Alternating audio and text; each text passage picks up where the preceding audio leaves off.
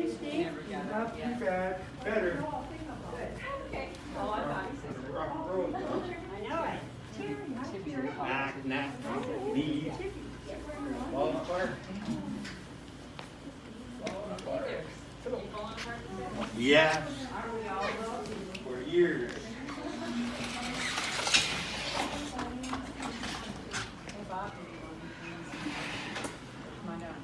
I won't be able to see past you. Will you be able to see past me? Will you be able to see past me? I like your hair.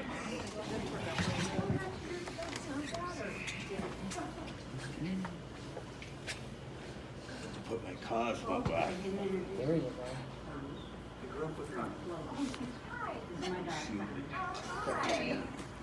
Nice to meet you, Jen. Sue. Hi. I'm Chloe. Chloe. One. Oh, you have a lot of sisters, don't you? I do. How many? Oh, I used to have 8. 8? Or was it 9? Oh, 8. Oh. There's 8. 9 with me. Oh, okay. Yeah. Yeah. And 4 brothers. Wow. That's a lot of kids. Yeah. So 4 brothers and 9 sisters? Yeah. Sure, kids. Yeah. Holy moly. Mom, this must have been pretty great. You know, if I knew now, if I knew then what I know now, I'd still be having kids because I remember how to do dishes. Oh, yeah, that's what my mother did with us. That's what she used to clean. Yeah. I went to clean. Put his hands through my hair. Cook.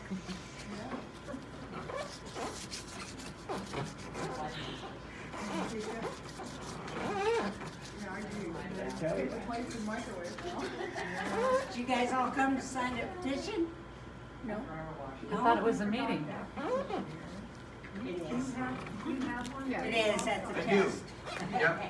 We For do those have. of you who already know that we need to protect the assets of the tribe, we can get started. That's not the only purpose for the meeting It's today. though. petition for a referendum Yeah. to protect our assets of the tribe. From who? Well, we'll cover it. We'll cover it all. The tribe recently got cited for commingling funds from a federal source, and that's as serious as it gets. And I know some people have posted trying to make fun of it and think it's a big joke, but it doesn't matter who is doing wrong. It's up to us to correct it and to fix it. So our EDC director, who recently left employment with the tribe and went over to work with Sioux Tribe Inc. So that's Joel Schultz. He was managing a budget, a federal grant under the Department of Commerce, and we got cited for violating and commingling funds. And in it, it's very specific. It says commingling funds is a demonstration of poor fiscal management. And so rather than deal with that and address it with the person who did it, instead we reward them by handing over all of the financial management of our economic development over to the very person who the citation came from, based on. So we're trying to fix it with the federal government, because if you get a violation for commingling funds, you get put on a list, and that's a do not fund list. And so federal grants that are competitive in nature, we won't qualify for those because we'll be on the crap list. And so it's really serious. So board members who make fun of it, or former board members who make fun of it, or people who make fun of it that think this is a big joke, it's not a big joke. These are the assets of our tribe. Every penny that we spend should be spent as if it's your own money, and not recklessly and handing over money to somebody who just got a citation for violating and commingling funds. Commingling funds, for anybody, if you have an accountant, everybody gets their taxes done if you got an accountant. Ask your accountant what it means when you get popped for commingling funds, and see how serious it is. It's really serious. And so this practice it looks a lot like the kind of financial management that we were under when Bernard Bouchard was chairman. When we were spending, I'm going to go ahead and get started. I don't know what I did wrong with the Zoom account, but you guys are here, so I'll try to catch them up at a different time. But so You know, actually, these were in my notes. So the barge, when the tribe spent $1 million on a barge to do a casino development with the former Greeks. At the time, they were called Sunset Resorts. And Bernard Bouchard spent $1 million without the board's knowledge at all, without any authority. He spent that money. And so that's one example. North Star Neon was a partnership that we went into with a partner who put no money down, and we gave 50% interest. You have to be stupid to act like that with our money. That's just totally stupid. It's indefensible. Phoenix Aquadrive is another one, where we went into partnership. Supposedly they knew all the technology, they knew all of the information. 50-50 partnership where we put the assets into it. Specialty Plastics was another one. Specialty Plastics was one that we were partners with Ernie Young. He's deceased now, but Cooch, we used to call him Cooch. But Ernie, he contacted the federal government and explained that Bernard Bouchard was embezzling through that company. And so the tribe sued Ernie, and they fired Ernie from the company, and he was part owner. He sued us back, and he won. So this is stuff that you don't hear about because they keep it secret. They keep it secret under the rubric of we're doing all of this economic development, we're doing such a great job. Another one most recently is Indian Energy.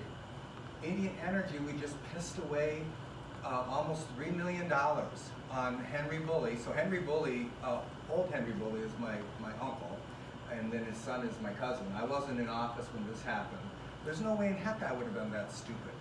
The board of directors basically just handed over almost $3 million to Indian Energy, and when he did, the business plan was not intended to make any money for at least 8 years, if at all.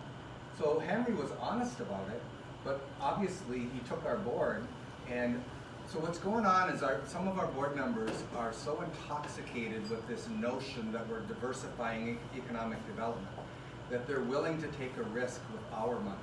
The money that they're spending is not their money. When we lose out on $1 million investment, it doesn't come out of the board members' pockets.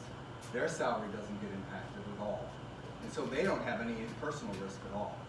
And so the money that was spent on Indian Energy was just a total waste. And it's a little funny story. So at the same time Indian Energy was passed, so was the Greek Romulus deal. The Greek Romulus deal, and it's time to come up with it. And I can say it, and DJ Hoffman is threatening to sue me, but you know what I say? Go ahead, because the best defense is the truth, and I will put you under oath, and we will depose you, and you'll have to tell the truth, because he will not acknowledge that he worked for Jerry Campbell. Jerry Campbell is a guy that worked for a bank, and he brought, DJ brought Jerry Campbell to the tribe to potentially be an investor in trying to bail us out of Greektown in 2007. We never knew Jerry Campbell before that. I don't know how DJ ever met him or knew him, but DJ Hoffman brought Jerry Campbell to the table. We were facing bankruptcy, and so we entered a deal with Jerry Campbell, a non-compete and a non-disclosure, and to share financial information. And Jerry Campbell kept us on the hook for 3 months. And by the time Jerry Campbell came back with his plan, it was exploitative. He wanted 30% of ownership of Greektown for a very small investment. And our board rightfully said, no, we don't want anything to do with you, and they rejected Jerry Campbell. That's in 2007. Flash forward in 2010, DJ Hoffman lost his board seat. And so then DJ Hoffman gets hired by Jerry Campbell. Now here's what he was hired to do. He was hired to take his knowledge of information from the tribal board. He was hired to use his relationships with members of the high tribal board to get the tribal board to go into business with Jerry Campbell. So think about how dirty that is. That's taking your former position as a board member, and it's basically just selling out your grandmother in your tribe by going and working for this company that already tried to exploit us. And so then he brought a deal that he got, obviously he was successful because he got enough board members to vote for it that the board passed it. It was a tie vote. Half the board voted for it, half the board voted against it. Joe McCoy broke the tie and passed it. And I was a tribal member at the time in 2010 as a citizen, just as I am right now. Me being a chairman doesn't at all reduce my ability to circulate petitions. It doesn't affect my free speech. I have every right that any other tribal member has, okay? I know right now that people are taking notes, and DJ's gonna claim that somehow I violated my oath of office by being, speaking. One of the things to keep in mind, and I'm a strict constructionist, and I'm an American, is when we take our oath of office as a member of the Tribal Board of Directors, we take an oath to uphold the Tribal Constitution and the United States Constitution. And under the United States Constitution, we have a right to free speech. And no board member can inhibit that. No policy they can pass or try to manipulate the legal counsel to claim that something's confidential and can't be talked about. That's nonsense. That's a violation of our constitutional rights. And DJ does it all the time. He's constantly making a threat, constantly requesting to have a legal opinion about what I'm saying. So I say have at it. If he wants to sue me for revealing his secret dealings with Jerry Campbell, so let me also say this. So he denies it. And the thing is, if he's got nothing to hide, why is he lying about it? Why is he denying it? Why not just come out with it and say, yes, I did. I left office, I didn't have a backup plan, I needed an income, and I was desperate, so I went to work with the dirty dealer, right? Just admit it.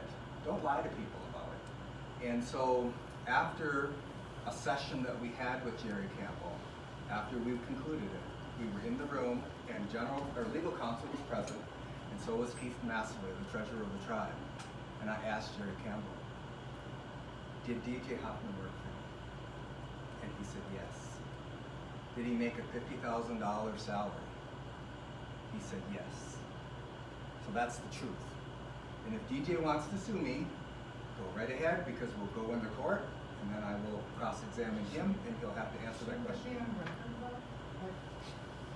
Well, it seems like, I don't know if we can get that information, because it seems like if he got paid, the IRS should be able to prove it, right? Right.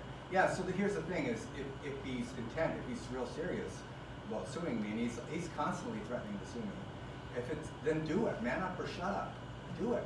And then we'll go under court, and then the basis of it is that he was working for him. So, by the way, did you pay any taxes when you were working with him? Because it could turn out that he wasn't. He could have been under the table, I don't know. So, but it's the truth. So I was getting to the funny story. So when this happened, think about this for a second. The board of directors voted to go into business with Jerry Campbell and with Ted Getzeros together. Does anybody remember Ted Getzeros? Ted Getzeros was I remember the name. He was the Greek. Okay? Why? And They're the ones you should be suing. After Him and Bernard. after they had sued us for millions of dollars and we went into bankruptcy, why would we ever even talk to Ted Getzeros? So Bernard brought Ted Getzeros to the table because he was on the board. DJ brought Jerry Campbell back to the table. The board votes on a plan, a deal, a Jerry Campbell Greek Romulus deal. And so I'm like, okay, there is no way I'm letting that happen. I'm just an everyday citizen of the tribe at the time, but I'm gonna go get signatures and I'm gonna put that to a vote of the people. The board can't deny it if I get the signatures. So I got enough signatures. So at the same time, Denny was getting signatures for Indian Energy. And so he came to me and he said, hey, because he lost his seat at that time too. And he said, hey, will you get some signatures for me and I'll get some signatures for you? And I said, I can't because I don't want my uncle to be mad at me because of Henry's deal, my cousin Henry. And then later, about a month later, I was talking to my Uncle Henry and I told him that I told Denny that, and he said, you should have got signatures. That was a stupid deal. Why the hell would the tribe give away that kind of money to cutters, to Henry? And so that's what we have to protect ourselves against. Time after time after time, the tribal board has spent money, or now they've created Sioux Tribe Inc. to spend the money. So you can't even ask the question. You can't ask the question, how much is this executive that they just hired, Joel Schultz, who went over there? How much is he making? I don't even know. Do you know who the members of the board of directors are for Sioux Tribe Inc.? Do we know if any of them have conflicts of interest with members of our board of directors, like DJ Hoffman? Do we know that? We don't even know who they are.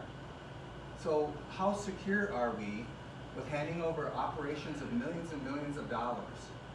Millions of dollars in management that we already do a good job on. Like we got Brenda Jeffers, we have Jamie McDonald that run the Midgens or that run our rentals.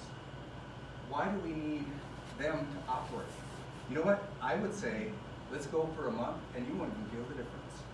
Because he's gone and they're already managing. They're doing a good job managing. So I'm very uncomfortable with handing over the management operations to somebody who just got a citation in the federal government for commingling funds. Who in their right mind would think that's justifiable or a good thing to do? So, no, on its surface, it looks really bad. So I will say, DJ is classic DJ-ness. I did leave the meeting because I couldn't believe what the board was about to do. And Betty and I were disgusted, so we walked out together. And what I understand happened after I left, so I'm not breaching confidentiality because I was not in the room when it happened. What I found out happened afterwards is DJ and a couple board members start pushing the question, oh, did he breach confidentiality? Did he breach a closed session? Isn't that removable? So, I mean, that's how quickly it happens. So the legal department, they asked the legal department to do an opinion on whether or not it was illegal for me and removable for me to expose the fact that we just got a major violation for commingling funds. If they had their way, you would never hear about it. It would all be a big secret. Our tribe would go into bankruptcy and you'd never even know about it because they think, oh, that's confidential. So the good news is it didn't go anywhere. So I'm not going to be removed based on that. They'll have to make up some other reason. But it's not removable, it's not confidential. And I knew it wasn't because the letter came from the federal government. We have a right to that information as taxpayers. So, but, okay, so that's what the petition is. It's basically, we need to get 100 signatures. If you, here's another one. If you grab a couple to get signatures on, take them, get your family members. You know, getting signatures on petitions is not easy, so we need everybody's help. It's not fair. And I know I'm looking at probably about 300 or 400 people just looking at your family. If you can help me get signatures on that, I would really appreciate it. So I do want to open for any questions at this point, and then I'll get back into some of the updates and the review, I'm going to ask him. which is the reason we came. And I will.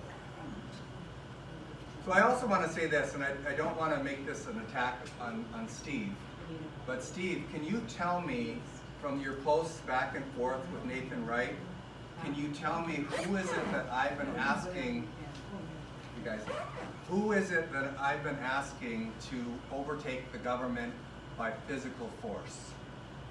Are you aware of that? Let me say it that way. Are you aware of anything that anybody I've asked? I read it, and it did look Trumpified. Who did you read it from?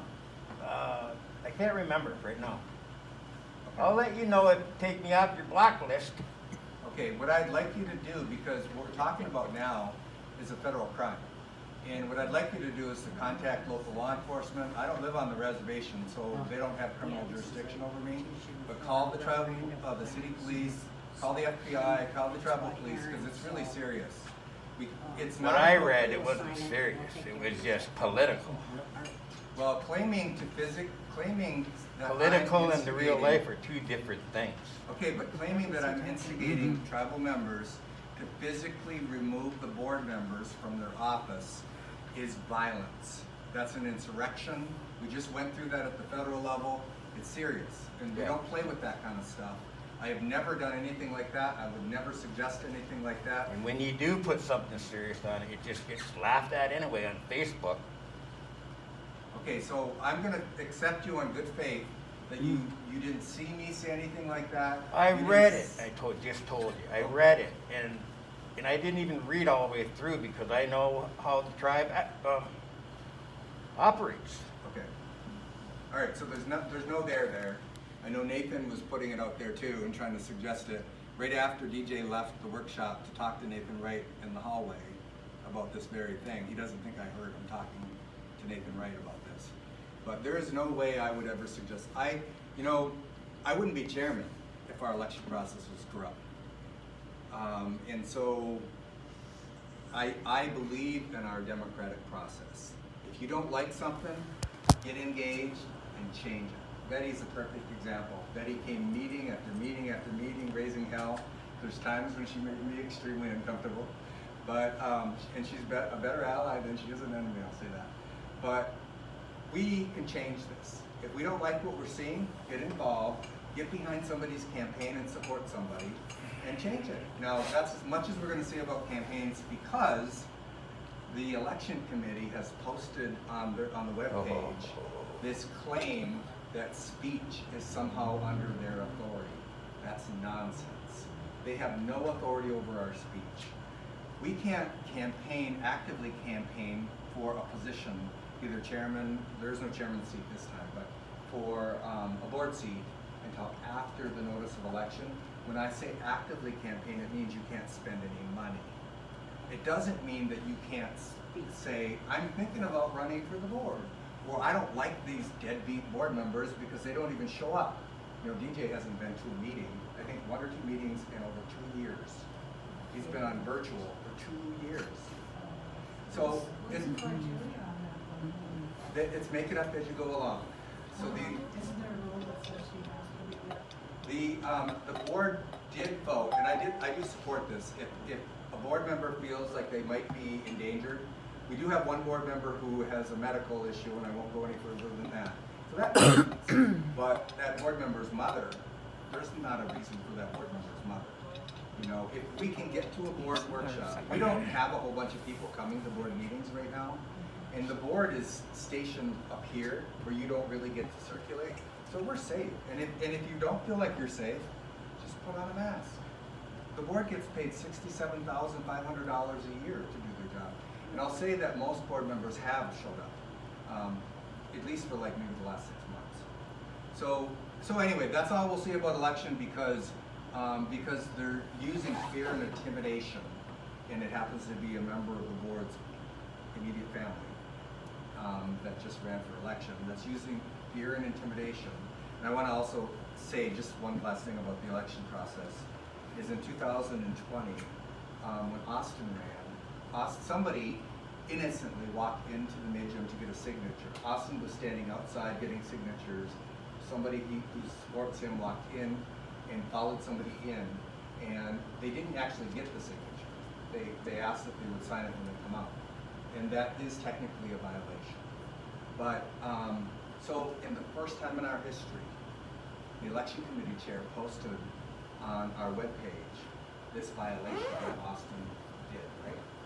Okay, a couple years before that, a seated board member had a campaign sign in the break room in the Heston Casino, and used the travel newspaper to say, go to my website, which was her campaign website, and used her board article. We didn't expose her, but we singled Austin out. Austin is the only one in our history that we've done that. Who else ran during that election? Betty ran. But so did Mike McCurdy, who is the brother of the election committee chair. Yeah, I'll tell you, for all that effort, it didn't work, because Betty set a record. Betty was head and shoulders ahead of where everybody else was, and so was Austin. In fact, I got those numbers for you. Betty got 70% of the vote, and she was 19% ahead of where you needed to be to get elected for that election. Austin won 64% of the vote, and was 13% of the vote. You get later. Be good. And then Mike McCurdy got 51% of the vote. So he just eked by $1. And so for all of that effort to try to smear Austin, it didn't work, because Austin, he was head and shoulders ahead of where they were. So, all right, I guess I either said something I wasn't supposed to say, or maybe I gave them enough to go spread some information. So, okay, now let's switch gears and talk about positive of where we're at.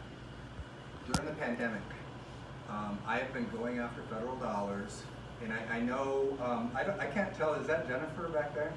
Okay, so Jennifer posted on her page that our staff is to be attributed for all of the money that we went after, that the chairman is being unprofessional and is claiming that all of this is happening. So let me break it down for you. And those of you who read my posts or read my article know my role in this.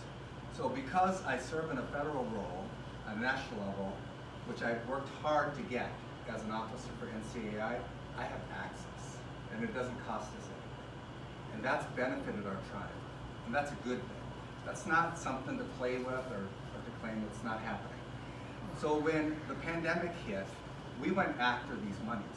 And I was active, and I was one of maybe 8 or 10 tribal leaders across the country that was active in helping to shape how we were going to get these monies and how they would come back to the tribe. We tried really hard under the Trump administration for the CARES Act, and there was all kinds of limitations put on it and restrictions and deadlines. And during consultation, there was, again, 8 of us that were consistent to say that's too restrictive, it's too difficult for us, we need more flexibility. And then when we changed presidents, under the new president and the new administration, and I don't want this to be political on that level because we have to work with Democrats and Republicans, but under the new administration, we were able to get the Rescue Act made more flexible. And so I played a key role in that. And so just so you know I'm not lying, because I know some are out there saying that I'm lying about it, go back and look on my Facebook page in my article this month, because I list out 2017 when I testified on our infrastructure needs on behalf of all of Indian country for the National Congress of American Indians. And then this summer, right after the Senate passed the infrastructure bill, it still had to go to the House, I was the facilitator for the national meeting for across the country about what our needs were in the infrastructure bill. So I played a direct role in getting the money and getting the flexibility so that the money would come to the tribe and we would be able to expend it to meet our needs. So if anybody, past or present, thinks that they know what they're doing and want to represent our tribe at this level, doesn't understand that value, they're not qualified to serve to represent our people. Because we have carved out a role. And plus, I'm not up for election. I'm not up for election for another 2.5 years. And I'm giving it my all. I got offered the National IHS Director position, and I turned it down because I just got in DC. So Brian Newland got offered the Assistant Secretary of Interior. I got offered IHS Director. So that's kind of a funny story. So I feel like Thomas and Smoke Signals. So I get a call in December of last year after the election, and it's the person who the transition team assigned to go out and find an IHS Director. And I get a call, it's 11 o'clock at night, and it's a friend of mine. So I get a call and he says, hey, would you like to work for the administration? I said, well, I was kind of thinking about it. I really would like education. That's my degree, right? I do have a master's degree in education. I am qualified as an educator. I don't pretend, I do. I have a doctorate degree in education. Some of us do, some of us pretend, but I do. And so I said, well, what are you thinking about? And he said, IHS Director. And I was like, what? That's not my background. He said, you serve on HHS staff, you serve on SAMHSA Travel Advisory, that's Substance Abuse and Mental Health, you serve on HRSA, you serve on all these committees, you're perfect for it. And I'm like, okay, well, what are my chances? How many people am I going to be up against? And he said, no, you misunderstand. We want you. You have it if you want it. I didn't because I just got elected. This was only 6 months after I got elected, and I've been offered before, and I made a promise to our people. And if the people want me, then as long as they want me, I want them. And one other thing is, you would think with all these attacks that are coming again, that are resurfacing, that somehow I'm up for election or somehow my support is diminished. I'm going to give you some statistics. In 2012, I got 56% of the vote. Okay. In 2016, I dipped because Keith was a real challenger, a qualified challenger, and I got 52% of the vote. In 2020, I got 58% of the vote. That's the highest margin that a chairman candidate has gotten over 25 years. So I'm not going anywhere, and I'm delivering millions of dollars to the tribe. What am I doing wrong? What am I doing wrong? What I'm doing wrong in the eyes of the people who don't support the good that I'm doing is that I'm not lining my pockets, or I'm not lining board members, family members' pockets. I'm doing my job. And you know what the test of that is? It's not the spoil sport that's bitching about it. that's armchair warrior behind a keyboard who doesn't show up for a meeting. It's the people of this tribe who keep re-electing me. I'm getting close to getting a landslide. The next time might be 60%. As long as I'm doing my job, I should be able to be chair, and I'm going to keep doing it. So, so under the infrastructure bill, we fought for, and we got $14 billion. We just got it for all tribes. What that's going to mean for our tribe is we're going to access. So the $14 billion is broken down to $4.5 billion for water and sewer, $4.5 for roads and bridges, $2 billion more for broadband, and there's another $3 or $4 billion more that will be available for tribes to compete for. Plus, we're eligible for another $149 billion more out of states, territories, and tribes. We have to compete for those dollars. So let me talk about the Rescue Act for a second. So the Rescue Act came into play, and the total that was pushed out to Indian country was $30 billion that went out to Indian country. So those dollars, by the way, again, not up to the staff to compete for those, the staff writing applications for those. It was how we structured that money and to get it to come through self-government, and have the money just pushed out to tribes. And so I created a concept called unrealized third-party revenue. So because we have, in our health clinic, we see people that have insurance, we're able to bill for that insurance, whether they have their own private insurance or if they have Medicaid expansion. And so I argued that because our doors closed, we weren't able to see people, we couldn't collect their insurance, and we do a really good job. Bonnie Culpo was the reason why we collected that much insurance. But we collected about $12 million a year in third-party revenue. And our annual funding agreement is about $20 million. So you can see that about a third of how much money we collect for our health delivery comes from insurances. Okay? So I argued that because our doors were closed because of COVID, we were at a disadvantage for collecting those revenues because we kept team members on. We did the right thing by keeping team members on. And so I argued that we should get a big chunk of money for unrealized third-party revenue. I just made that up. Unrealized third-party revenue. And they agreed. And so we got an $8 million check for third-party, unrealized third-party revenue. We got a whole bunch of money. We got $4.2 million that we're working right now to try to keep because of some mismanagement. So here we go again.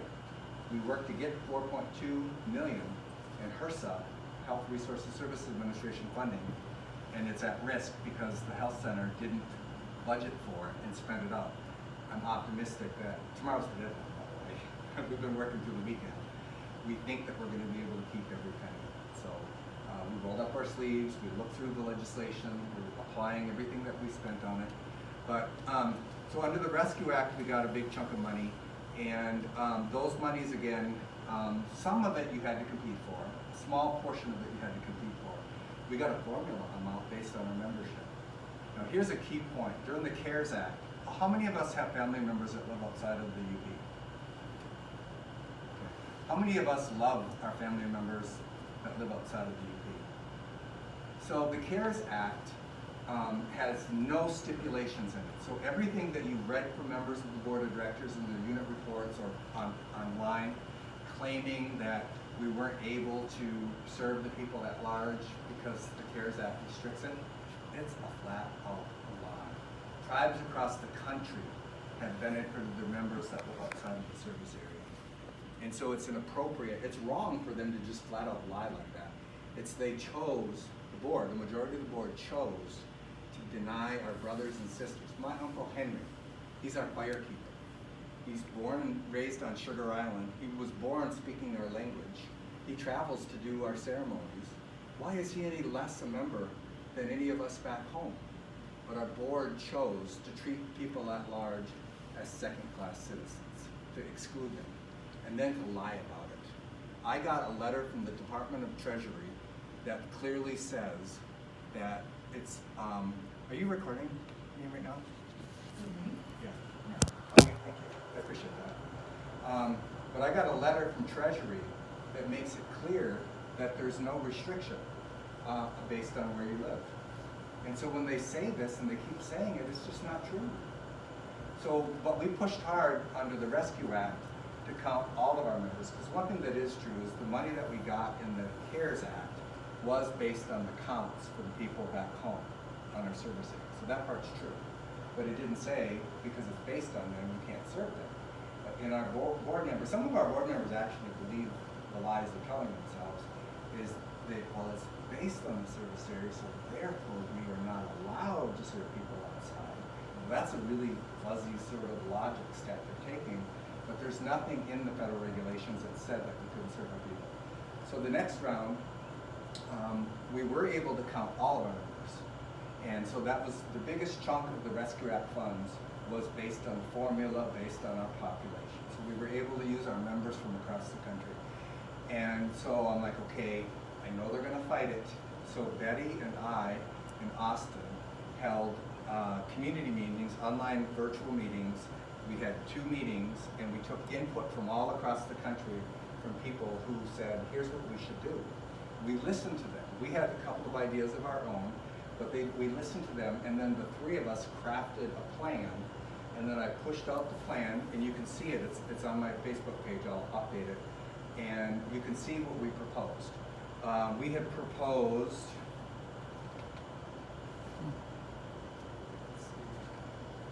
distribution to members. Give the members each check. Everybody's hurting during a pandemic. Why would we be stingy about that? A large chunk for housing. A vaccination lottery. Incentives for workers at our vaccination clinics. Team member relief. Addiction recovery campus, $25 million. Revenue and payroll recovery. So we worked on this. We wrote up a resolution. We put it on the agenda. The board tabled it to death. That's what they do best.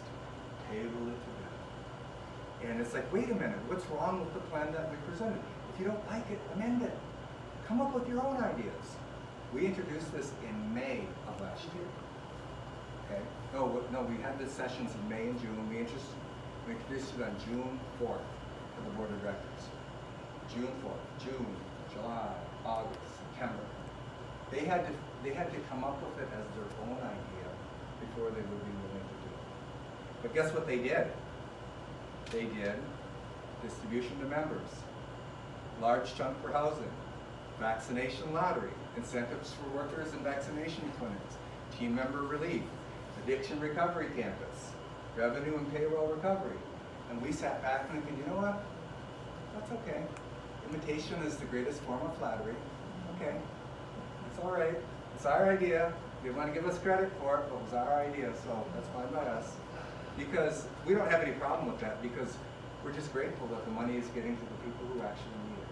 But it's like, okay, when you're making $67,500 a year, and your pockets are lying pretty tight, right? So you don't have any real concern about how you're faring through it. You don't even have to show up for work.